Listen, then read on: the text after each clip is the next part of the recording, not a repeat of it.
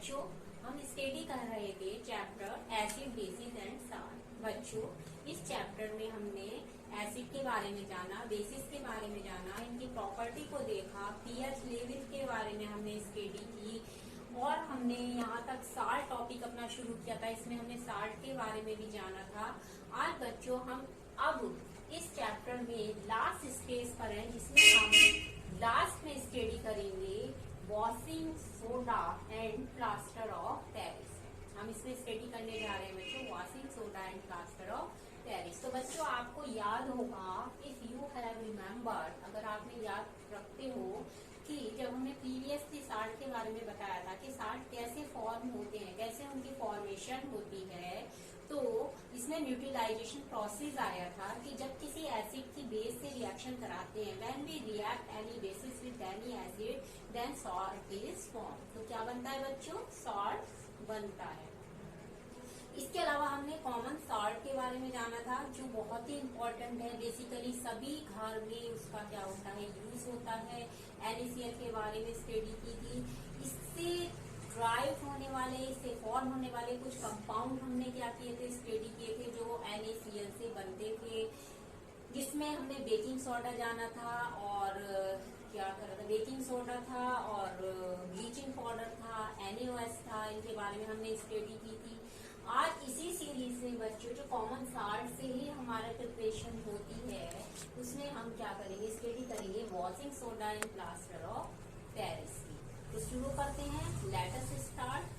देखते हैं इसमें वॉशिंग सोडा के बारे में हम इंट्रोडक्शन देते हैं थोड़ा सा, किस तरह से ये बनाया जाता है, क्या होता है इसमें हम इसके यूजेस को जानेंगे, जो टॉपिक कवर करेंगे। देन हम इसके प्रॉपर्टीज को स्टडी करेंगे।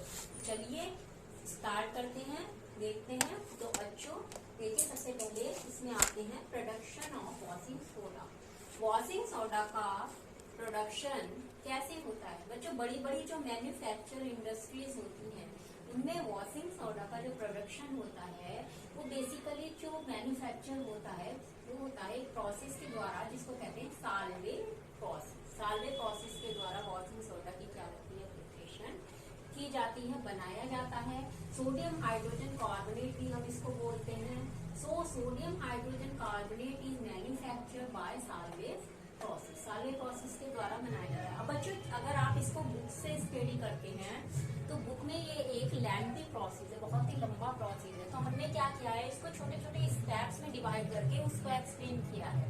तो इस ढंग से अगर आप क्या करेंगे, इसको पढ़ेंगे, इसको रिवाइज करेंगे, तो क्या होगा, आपको लर्न करने में क्या होगी, आसानी होगी।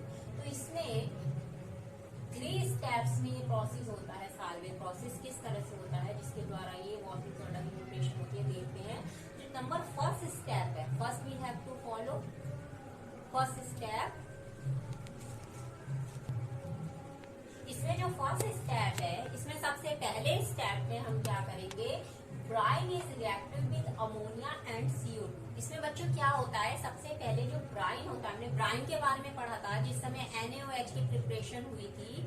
तो उस समय जो ब्राइन था वो क्या था, हमारा NaCl और H2O के मिक्सचर को हमने ब्राइन कहा गया था। पहले हमने अपनी प्रीवियस वीडियो में इसको डिस्कस कर चुके हैं। We have discuss it in our previous video.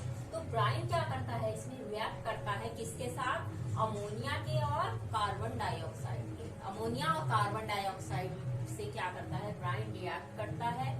ठीक है, फर्स्ट स्टेप में। सेकेंड स्टेप में क्या होगा, फर्स्ट स्टेप में रिएक्शन, आफ्टर रिएक्शन जो हमें रिजल्ट मिलेगा उसको हम क्या करेंगे, फिल्टर करेंगे, देन ड्राई करेंगे और उसके बाद क्या कर देंगे, आफ्टर देन हीट कर देंगे। ठीक है, थर्ड स्टेप में क्या करेंगे, जो सेकेंड स्टेप में प्रोडक्ट आएगा, इसको आफ्टर हीटिंग सोडा ऐश उसको कहते हैं हम, उसको क्या करेंगे, पानी में डिसॉल्व करेंगे, डिसॉल्व इन वाटर, और उसके बाद उसको क्या कर देंगे, रिक्रिस्टलाइज कर देंगे। इस तरह से इन 3 स्टेप्स के बाद जो हमें प्रोडक्ट मिलता है बच्चों, वो होता है वॉशिंग सोडा। देखते हैं इसमें इन स्टेप्स को। सबसे पहला स्टेप्स हम देखते हैं। देखिए इसमें ब्राइन है, तो ब्राइन हमने यहाँ पर लिया है, रिएक्शन के थ्रू इसको जानते हैं क्या होता है, NaCl प्लस H2, ये हमारा ब्राइन है। इसने क्या की, कार्बन डाइऑक्साइड और अमोनिया से रिएक्शन की, ammonia plus carbon dioxide. Sorry मैंने यहाँ पे वाटर लिख दिया है, ये वाटर नहीं है, क्या है यहाँ पर, ये CO2 है। तो CO2 और इससे रिएक्शन करेगा और यहाँ पर बनाएगा सोडियम हाइड्रोजन कार्बोनेट। कैसे बनाएगा देखिए, सोडियम ये है, इसमें से एक हाइड्रोजन ले लेगा और CO3 और ये जुड़ के CO2 और ये जुड़ के बनाएंगे CO3, तो ये बन जाएगा NaCO3 और एक H इससे मिलकर बना लेगा NH4 और ये Cl से कंबाइन करके बनाएगा NH4Cl, तो NH4Cl ये बना लेगा। तो यहाँ पर बच्चों इसमें जो ये सोडियम हाइड्रोजन कार्बोनेट है, sodium hydrogen carbonate is form only slightly soluble in water. ये कैसा होता है, साधारणतः वाटर में सॉल्युबल होता है, घुल जाता है। सो इट प्रेसिपिटेट, इसलिए क्या होता है, ये प्रेसिपिटेट हो जाता है, मतलब एक फॉर्म्स के रूप में ऊपर की साइड आ जाता है, जिसको हम क्या कर लेते हैं, एज ए सॉलिड के रूप में होता है। उसको हम छान करके फिल्टर करके क्या कर लेते हैं, अलग कर लेते हैं। अब जो हमने फिल्टर किया है उसको क्या कर लेते हैं, हम ड्राई कर लेते हैं और उसको ये यहाँ पे जैसे हमने लिखा था, इसके बाद जो ये रिजल्ट मिलता है ड्राई करने के बाद, उसको हम क्या कर लेते हैं, यहाँ पर हीट कर लेते हैं। तो सेकंड स्टेप में हम क्या करेंगे, जो ये सोडियम हाइड्रोजन कार्बोनेट है इसको प्रेसिपिटेट के बाद जब हमने क्या किया, छाना और उसके बाद इस सॉलिड्स को क्या किया, ड्राई किया। अब हम इसको क्या कर लेंगे, डिकम्पोज कर लेंगे। बच्चों कोई भी कंपाउंड जब डिकम्पोज होता है तो उसको क्या करते हैं, हम हीट करते हैं। तो हम इसको यहाँ पे हीट करेंगे, हीट करने के बाद ये घुल जाएगा किसमें, सोडियम कार्बोनेट में, वाटर में और कार्बन डाइऑक्साइड में। तो इसमें यहाँ पर जो बनता है anhydrous sodium carbonate is obtain here in soda S. जो Na2CO3 है वो बनता है यहाँ पर, इसको हम क्या बोलते हैं, सोडा एस बोलते हैं। ये कैसा होता है, एनहाइड्रस कंपाउंड होता है। ये क्या होता है हम इसको बताएंगे, डिस्कस करेंगे इसके बारे में, अभी आपको पता चल जाएगा। तो ये एनहाइड्रस होता है सोडियम कार्बोनेट। तो ये 2 स्टेप्स में हमने इतना किया। थर्ड स्टेप में क्या करेंगे, यहाँ पर जो ये सोडियम कार्बोनेट यानी जो सोडा एस है इसको हम क्या कर देंगे, डिसॉल्व करेंगे वाटर में। तो यहाँ पर वाटर में डिसॉल्व कर दिया और इसको रिक्रिस्टलाइज करेंगे।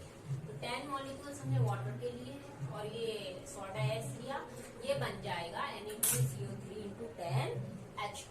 Washing soda crystals are form. इस तरह से क्या बनेंगे, वॉशिंग सोडा के क्रिस्टल्स बनेंगे containing molecules of water of crystallisation. इसमें क्या होता है, वाटर के मॉलिक्यूल्स होते हैं क्रिस्टलाइजेशन।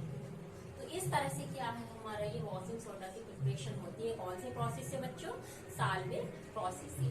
ये आपको पता ही होगा क्रिस्टल्स क्या होते हैं, जानते हैं ना क्रिस्टल्स क्या होते हैं, सभी को ये मालूम होगा। नहीं होता है तो हम ही बता देते हैं कि जब एक ही प्रोडक्ट के जो है एक ही प्रोडक्ट के सेम प्रोडक्ट के जो है यूनिफॉर्म एक ही शेप एंड साइज के जो मॉलिक्यूल्स होते हैं छोटे छोटे आपस में इकट्ठे हो जाते हैं, जिनकी शेप और साइज क्या होता है, सेम होता है। तो आपस में जब वो इकट्ठे हो जाते हैं तो उनको क्या बोलते हैं, हम क्रिस्टल्स बोलते हैं। जैसे शुगर क्रिस्टल्स आप बोल सकते हो। शुगर में छोटे छोटे पार्टिकल्स होते हैं सेम और होते हैं एक ही कंपाउंड के हैं, ठीक है। तो इस तरह से जो ये छोटे छोटे और सेम साइज के होते हैं, सेम शेप के होते हैं फॉर एग्जाम्पल, तो ये कहलाते हैं हमारे क्रिस्टल्स। तो ये क्रिस्टल्स फॉर्म्स में होता है, यहाँ पर मिलता है। इस तरह से हम क्या कर लेते हैं, यहाँ पर वॉशिंग सोडा क्या कर लेते हैं, प्राप्त कर लेते हैं। तो चलिए बच्चों, तो बच्चों अब जानते हैं हम प्रिपरेशन के बाद वॉशिंग सोडा की प्रॉपर्टीज क्या क्या होती है, इसके गुण क्या होते हैं।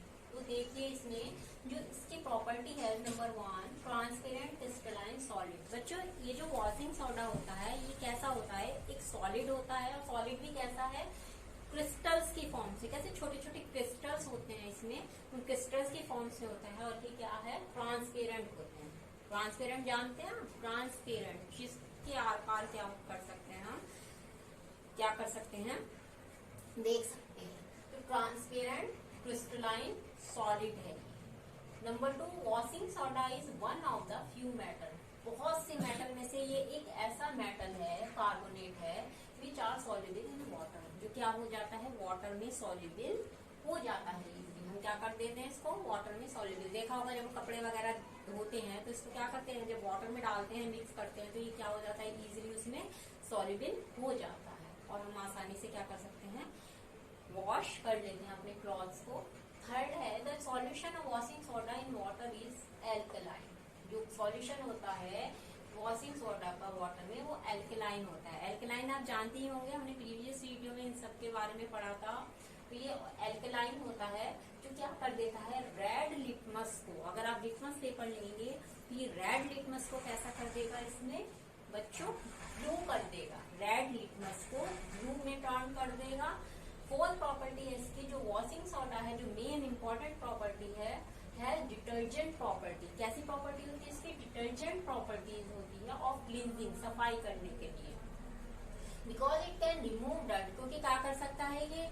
गंदगी को रिमूव कर सकता है, ग्रीस को कर सकता है फ्रॉम डर्टी क्लॉथ, गंदे कपड़ों से। ठीक है। Na2CO3 अटैक द डर्ट, कैसे करता है ये गंदगी को रिमूव? जो ये वॉशिंग सोडा Na2CO3 इसमें अटैक करता है डर्ट पर और ग्रीस पर, to form water soluble product. क्या बनाने के लिए? एक वाटर सॉल्युबल प्रोडक्ट बनाने के लिए, जिससे क्या होता है, जितनी भी गंदगी हो जाती है वो नीचे वाटर में क्या हो जाती है? सोक हो जाती है, नीचे की साइड बैठ जाती है बॉटम्स में। और इस आफ्टर देन हम क्या कर लेते हैं? Which are then washed away, इसके बाद क्या कर लेते हैं? तो वॉश्ड अवे यानी इसको वॉश कर लेते हैं रिंसिंग विथ वाटर, पानी के साथ इसको क्या कर लेते हैं हम? वॉश कर लेते। तो इस तरह क्या कर लेता है, ये कपड़ों से गंदगी को क्या कर देता है? सेपरेट कर देता है। नेक्स्ट हम पढ़ेंगे इसमें यूजेस ऑफ वॉशिंग सोडा। अभी हमने प्रॉपर्टी डिस्कस की थी, अब हम क्या करेंगे? इसके यूजेस के बारे में जानेंगे बच्चों कि इसका यूज क्या होता है। तो अगर हम इसका यूज देखेंगे तो सबसे मेन यूज तो बच्चों यही है, इसमें घर घर में होता है as a cleansing agent for domestic purpose. Domestic purpose, घरेलू कामों में इसका यूज जो होता है वो सफाई करने के रूप में होता है। लाइक वॉशिंग क्लॉथ, जैसे कपड़े धोना। It is components of many dry soap powder. ये जो कंपोनेंट्स होता है ये, इसमें कई क्या होते हैं? ड्राई सोप पाउडर क्या होते हैं? मिले होते हैं, कई ड्राई सोप पाउडर इसमें होते हैं for removing permanent hardness of water. और किसके लिए होता है इसका जो यूज होता है? परमानेंट वाटर की जो परमानेंट हार्डनेस होती है, कठोरता होती है, उसको रिमूव करने के लिए भी क्या करते हैं? वॉशिंग सोडा का यूज करते हैं। थर्ड इसमें जो यूज होता है वो manufacture of glass, soap and paper. ऐसा ही नहीं हम इसको धुलाई के कामों में, सफाई में ही यूज करेंगे, इसके अलावा इससे और प्रोडक्ट भी बनाए जा सकते हैं, जैसे ग्लास है, सोप है, पेपर है। इनको बनाने में भी क्या है? Na2CO3 का यूज होता है। फोर्थ इसमें it is use in the manufacture of sodium compound such as borax. Sodium compound यानी बोरेक्स को बनाने में भी इसका यूज किया जाता है। तो इस तरह से डिफरेंट यूज हैं बच्चों इसके, जो क्या होते हैं डेली लाइफ में काम में। वॉशिंग सोडा के बाद बच्चों अब आता है नेक्स्ट प्लास्टर ऑफ पेरिस। तो चलिए जानते हैं प्लास्टर ऑफ पेरिस के बारे में, इसके बारे में स्टडी करते हैं। प्लास्टर ऑफ पेरिस का थोड़ा सा मैं आपको इंट्रोडक्शन देना चाहूंगी, इसके बारे में थोड़ी सी बताते हैं हम आपको कि ये क्या होता है एक्चुअली। तो प्लास्टर ऑफ पेरिस बच्चों ये जो होता है, ये होता है कैल्शियम सल्फेट हेवी हाइड्रेट। यहाँ हम इसको ये भी बोल सकते हैं कैल्शियम सल्फेट हाफ हाइड्रेट। आपने सर्किल देखा होगा, सर्किल बनाया होगा, तो उसमें हाफ सर्किल, हेमी, इस तरह से हाफ के उसमें आता है फॉर्म्स में। तो इस तरह से क्या होता है ये, यहाँ पे इसका मतलब है हाफ से है इसका, इसीलिए इसको यहाँ पे हेमी या हाफ वो दिया गया। हेमी को हाफ भी बोलते हैं, तो इसको नाम दे दिया गया। क्यों दिया गया है अभी हम इसमें देखेंगे, क्यों हाफ हाइड्रेट या हेमी हाइड्रेट इसको कहा गया है अभी बताएंगे। तो प्लास्टर ऑफ पेरिस क्या है? कैल्शियम सल्फेट हेमी हाइड्रेट या कैल्शियम सल्फेट हाफ हाइड्रेट। चलिए इसका फार्मूला देखते हैं। The formula of plaster of Paris is calcium sulphate into half H2O। ये है इसमें CaSO4 इंटू हाफ H2O। ये हमारा क्या फार्मूला है? प्लास्टर ऑफ पेरिस का फार्मूला है। द नेम, ये जो नाम है बच्चों प्लास्टर ऑफ पेरिस का, ये कहाँ से आया है? ये इस फैक्ट से आया है कि it was the first of all, सबसे पहले ये जो बनाया गया था ये जिप्सम से बनाया गया था। और बेसिकली जो जिप्सम है बच्चों ये मेनली कहाँ पर पाई गई? पेरिस में पाई गई, जिसके कारण हमने इसको नाम दिया प्लास्टर ऑफ पेरिस। ये इसका फैक्ट था कि इसको प्लास्टर ऑफ पेरिस नाम क्यों दिया गया। इनिशियली जो प्लास्टर ऑफ पेरिस है वो यूज किया जाता है in a massive was a construction industry. इसका जो बेसिकली जो सबसे पहले यूज यूज किया गया था वो कंस्ट्रक्शन इंडस्ट्रीज में इसको यूज किया गया था। लेकिन अब इसका जो है दूसरे फील्ड्स में भी इसको यूज किया जा रहा है, काफी और भी यूज है इसके जो हम अभी जानेंगे, which we will learn after a while. कुछ समय बाद हम इसके बारे में देखेंगे अदर यूजेस के। It is commonly known as POP. और इसको हम पीओपी की फॉर्म्स में भी क्या करते हैं, स्टडी करते हैं। पीओपी की फॉर्म्स में भी हम इसको जानते हैं, P for plaster, O for of, P for Paris. तो अगर हम शॉर्ट फॉर्म में लिखते हैं तो इसको हम पीओपी भी लिखते हैं। चलिए, अब ये तो इसका इंट्रोडक्शन हुआ कि प्लास्टर ऑफ पेरिस एक्चुअली है क्या, कहाँ से ये नाम आया गया है, क्यों इसको ये नाम दिया गया है, इसका फर्स्ट इनिशियली क्या यूज था, अदर यूज इसके बारे में अभी पढ़ेंगे हम इसमें।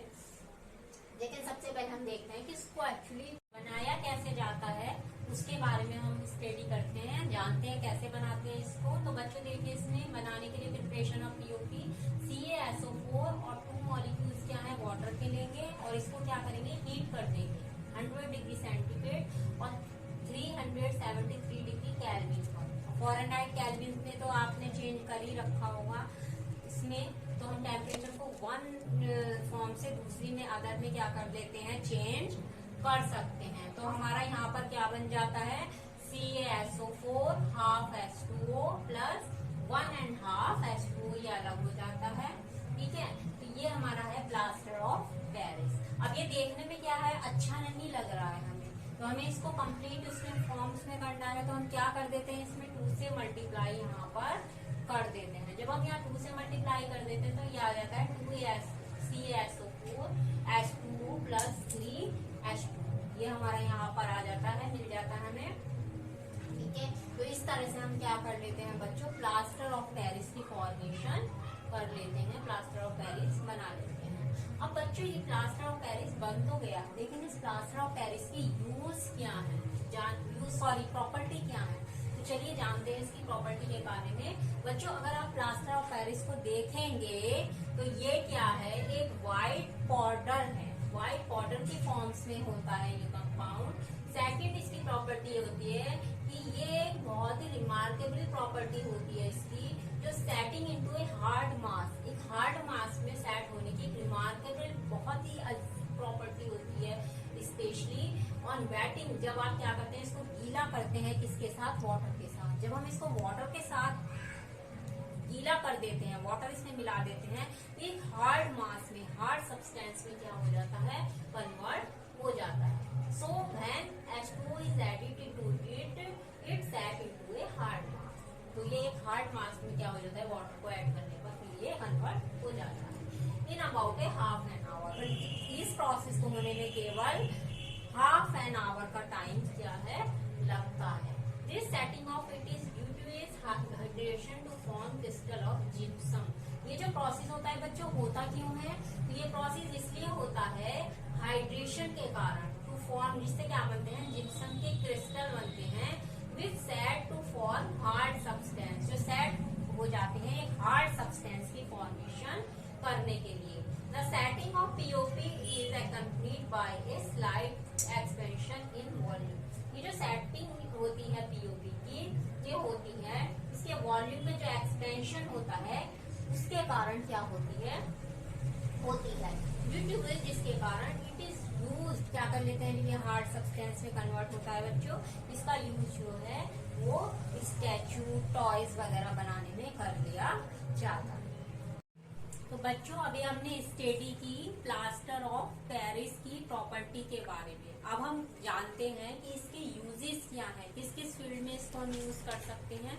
चलिए देखते हैं कि इसके यूज क्या है। तो बच्चों इसका जो बेसिकली मेन यूज होता है वो बेसिकली हम हॉस्पिटल में करते हैं। It is used in hospital for setting fracture bones in the right position to ensure correct healing. It keeps the fracture straight. This use is based on the fact that when POP is mixed with H2O and applied around the fractured limbs, it sets into a hard mass. In this way, it keeps the bone joints in a fixed position. बच्चों hospital में इसका जो use होता है वो fracture bones को उसकी right positions में रखने के लिए होता है। कैसे रखता है ये फ्रैक्चर बोन्स को राइट पोजीशंस में, तो ये क्या करता है, जब हम इसको वाटर के साथ मिक्स करते हैं तो एक हार्ड मास में क्या हो जाता है, कन्वर्ट हो जाता है। और इसको जो बोन्स पर अप्लाई करते हैं तो ये क्या हो जाता है, एक हार्ड सब्सटेंस उसको एक बेस प्रोवाइड करता है, जिससे जो बोन्स रहती है वो सीधी रहती है। और ये क्या करता है, इंश्योर करता है करेक्ट हीलिंग को। जहाँ पर घाव होता है या या फ्रैक्चर्स होता है वहां पर क्या करता है, उसको सपोर्ट देता है और उस फ्रैक्चर बोन्स को स्ट्रेट रखता है। इसका जो यूज है वो है कि it uses base on the fat, इस फैक्ट पर बेस है कि इसको जब हमने जैसे वाटर में मिलाया था और अप्लाई किया था फ्रैक्चर लिम्स पर, तो इसको सेट हार्ड मास में सेट हो गया था। इस प्रकार से क्या करता है, जब ये हार्ड मास में सेट हो जाता है तो वहां पर क्या कर देता है, जहां पर फ्रैक्चर बोन्स होती है उसको एक फिक्स पोजीशन प्रोवाइड करता है, जिससे क्या होता है वो कुछ ही समय बाद अपने आप ही, जो वो फिक्स पोजीशन में इस तरह से रहेगी आपस में, सब गिरती तो है नहीं, तो क्या है वहीं से वो बोन मैरो या जो भी अंदर के केमिकल हार्मोन्स होते हैं बोन में होता है, तो वो आपस में क्या कर देते हैं, उसको ज्वाइंट कर देते हैं। क्योंकि अगर हार्ड मास नहीं होगा, वो लूज हो जाती है बोन साइड, जब वो लूज हो जाती है तो बीच में उसके गैप होता है जिसके कारण वो अलग होती है बोन, तो आपस में जुड़ नहीं सकते। क्योंकि हमारी बॉडी के पार्ट्स का क्या होता है, ये प्रॉपर्टी होती है कि जब वो पार्ट्स कोई भी हो, फ्रैक्चर होता है या फिर कहीं से कटा फटा होता है, अगर हम उसको ज्वाइंट करा देते हैं तो आपस में क्या हो जाता है, मिल जाता है, वहीं से वो स्ट्रेट हो जाता है और वहीं पे जो घाव होता है, हीलिंग्स होती है, वो रिपेयर हो जाती है। तो प्लास्टर ऑफ पेरिस का भी बेसिकली यही यूज है, वो क्या कर देता है, फ्रैक्चर बोन्स की रिपेयरिंग में क्या करता है, हेल्प करता है। तो बेसिकली इसका जो यूज होता है वो हॉस्पिटल में होता है बच्चों। नेक्स्ट यूज इसका क्या है कि इसके अलावा हम इसका यूज, क्योंकि ये ऐसे होता है जैसे मान लो मिट्टी में होती है, चिकनी मिट्टी से हम बर्तन बनाते हैं, टॉयज बनाते हैं, इसी तरह ये भी हार्ड मास में जब पानी मिला के कन्वर्ट हो जाता है तो इसका यूज होता है टॉयज, खिलौने बनाने में। जितने भी डेकोरेटिव मटेरियल्स हैं उनको बना सकते हैं, cheap ornaments, cosmetic, black board, chalk and cast for statue वगैरह भी बनाने में इसका यूज होता है। नेक्स्ट यूज है इसका, use in fire proofing material. जितने भी आग के प्रूफिंग मटेरियल्स होते हैं, फायर प्रूफिंग मटेरियल्स होते हैं, उनको उनमें भी क्या होता है, ये यूज होता है उनको बनाने में। Use in fire proofing material, use in chemical laboratory. Chemical laboratory में ये यूज होता है। कैसे यूज होता है, सपोज अगर किसी एपरेटस में क्या हो जाता है, बीच में लीकेज हो जाता है, तो हम क्या करते हैं, उस लीकेज को सील करने के लिए क्या है, प्लास्टर ऑफ पेरिस का यूज करते हैं, जिससे क्या हो जाता है, जो सीलिंग का प्रोसेस है वो शुरू हो जाता है, जो एयर गैप्स होता है इसमें वो क्या हो जाता है, रिमूव हो जाता है। तो लेबोरेटरी में फॉर सीलिंग एयर गैप्स की सीलिंग के लिए इन एपरेटस, किसी भी एपरेटस से। Next and last use is for making surfaces like the walls of a house. घरों की जो वॉल्स होती हैं उनकी सरफेस को, making surfaces like the walls, दीवारों की सरफेस, वॉल्स की जो सरफेस होती है उनको बनाने में घरों के क्या होता है, इसका यूज होता है। तो इस तरह से जो प्लास्टर ऑफ पेरिस है उसके बच्चों को ये बेसिकली इंपॉर्टेंट रूल्स हैं, इसको आप नोट डाउन कर लें और लर्न कर लें। नाउ स्टूडेंट, अब यूजेस के बाद स्टडी करते हैं एक बहुत ही इंपॉर्टेंट टॉपिक की, जो है वाटर ऑफ क्रिस्टलाइजेशन या hydrated salt. Water of crystallisation hydrated salt के बारे में हम इसमें पढ़ेंगे। एक्चुअली बच्चों, साल्ट्स में वाटर का क्या रोल प्ले होता है। कुछ साल्ट वाटर को एब्जॉर्ब करते हैं, कुछ नहीं करते हैं वाटर साल्ट के क्रिस्टल्स।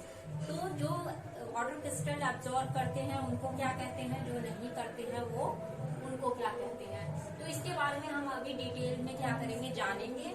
तो बच्चों, जो सॉल्ट होते हैं, जैसे हम अपनी बॉडी से कंपेयर करते हैं, जब हमारी बॉडी डिहाइड्रेटेड हो जाती है तो हम उसको क्या करते हैं, पानी यूज करते हैं, पानी ड्रिंक करते हैं, पीते हैं, तो हमारी बॉडी में हाइड्रेशन होता है, जिसके कारण वापस एक्टिव हो जाते हैं। इसी तरह जो साल्ट्स होते हैं, कुछ साल्ट, सभी साल्ट्स नहीं होते, कुछ होते हैं कुछ नहीं होते हैं। तो देयर आर सम साल्ट, यहाँ पर कुछ साल्ट होते हैं which contains a few molecules, जिसमें कुछ मॉलिक्यूल्स होते हैं as an essential part of their crystal, जिसमें क्या होते हैं, उनके आवश्यक क्रिस्टल्स के पार्ट होते हैं। The H2O molecules which form part of the structure of a crystal of a salt, वो वाटर का मॉलिक्यूल्स which forms, जो फॉर्म करते हैं part of the structure of A crystal of A salt. किसी salt के crystal को क्या करते हैं, फॉर्म करते हैं, यानी उस साल्ट के क्रिस्टल से क्या होते हैं, अटैक होते हैं, एब्जॉर्ब करता है। वो साल्ट का जो क्रिस्टल है उस वाटर के मॉलिक्यूल्स को क्या करता है, एब्जॉर्ब करता है। उस वाटर ऑफ क्रिस्टलाइजेशन, यानी जो क्रिस्टल थे साल्ट के, उन्होंने क्या किया, वाटर के साथ क्या किया, वाटर उसमें मिक्स हुआ, वाटर को ऐड किया, वाटर जैसे ही उसने सोप किया, फॉर्म्स पार्ट ऑफ स्ट्रक्चर को crystal of A salt water. So student, water के जो क्रिस्टल्स हैं, साल्ट के जो क्रिस्टल हैं सॉरी, जिनमें वाटर होता है, वो कहलाते हैं water of crystallisation, water of crystallisation. The salt which contain water of crystallisation, और वो साल्ट जिसमें वाटर ऑफ क्रिस्टलाइजेशन कंटेन करता है जो, वो कहलाता है हाइड्रेटेड साल्ट। इसको बच्चों मैं आपको बहुत ही इजीली एक एग्जांपल की हेल्प से समझाना चाहूंगी, इससे आपको बेटर अंडरस्टैंडिंग हो जाएगी, क्योंकि हो सकता है मेरी लैंग्वेज आपको समझ में ना आई हो। यहाँ पे देखो, जैसे वाटर के कुछ मॉलिक्यूल्स हैं, ये क्या है, क्रिस्टल्स के साथ क्या है, ज्वाइंट है। जैसे CuSO4 5H2 Na2CO3 10H2 CuSO4 2H2 FeSO4 7H, इस तरह से हैं। तो ये क्या है, सारे हाइड्रेटेड साल्ट है। क्यों? क्योंकि इसके जो वाटर मॉलिक्यूल्स हैं ये क्रिस्टल के साथ ऐड है, सोक किया हुआ है। जैसे इसको क्या नाम देंगे, कॉपर सल्फेट पेंटाहाइड्रेट। ये तो पता है ना आपको, पेंटाहेक्सा। तो इस तरह से, जैसे 5 है तो पेंटा देंगे, 10 है तो डेका देंगे, sodium carbonate decahydrate, calcium sulphate dihydrate. अब आपको my question to you that FeSO4 7H2O को क्या नाम देंगे, या आपको मेरे कमेंट्स बॉक्स में बताना है। अगर आप बता पाते हैं ठीक है, वरना हम इसका आंसर आपको देंगे अपनी नेक्स्ट वीडियो में। तो आप माइंड लगाइए, इसमें सर्च कीजिए कि इसका क्या नाम होना चाहिए। तो ये मेरा क्वेश्चन है, इसको आप नोट करिए अपनी कॉपी में और मेरे को बताना है, ठीक है। आगे हम इसको आंसर सॉल्व करेंगे इसका। अब नेक्स्ट आता है व्हेन हाइड्रेटेड साल्ट। अगर इन हाइड्रेटेड साल्ट को हमने जाना क्या होते हैं, अगर इन हाइड्रेटेड साल्ट को हम हाई टेम्परेचर पर क्या कर देते हैं, हीट कर देते हैं, तो अपने वाटर ऑफ क्रिस्टलाइजेशन को लूज कर देते हैं। यानी ये जो वाटर के मॉलिक्यूल्स हैं, वाटर ऑफ क्रिस्टलाइजेशन है, इनको लूज कर देंगे।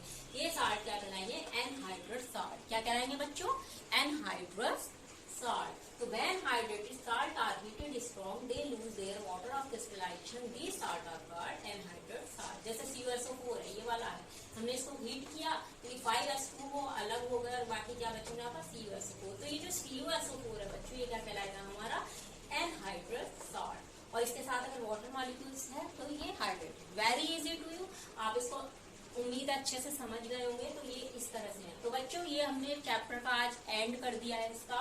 इसमें हमने क्या है आपको ये पढ़ाया है, plaster of Paris, washing soda, Solvay process से आता, साल्ट की रिएक्शन के बारे में हमने जाना, साल्वे प्रोसेस के द्वारा किस तरह से ये बना वॉशिंग सोडा, उसकी वो करी है, यूजेस देखे हैं, प्रॉपर्टी देखी है दोनों की, वाटर ऑफ क्रिस्टलाइजेशन इसमें, ठीक है। तो आप इसको अच्छे से स्टडी कर लें। हम अपनी नेक्स्ट वीडियो में इस टॉपिक पर यानी इस चैप्टर पर पूरे पर इंपॉर्टेंट क्वेश्चन डिस्कस करेंगे, पीएच स्केल से जुड़े कुछ प्रॉब्लम्स को सॉल्व करेंगे और आपके एग्जाम के पॉइंट ऑफ व्यू से जो भी कुछ इंपॉर्टेंट होगा हम उसमें करेंगे। तो मिलते हैं अपनी नेक्स्ट वीडियो में। Till then goodbye, keep study and do hard work. So this is the last of this chapter और we will meet in our next video. Till then बच्चों, goodbye.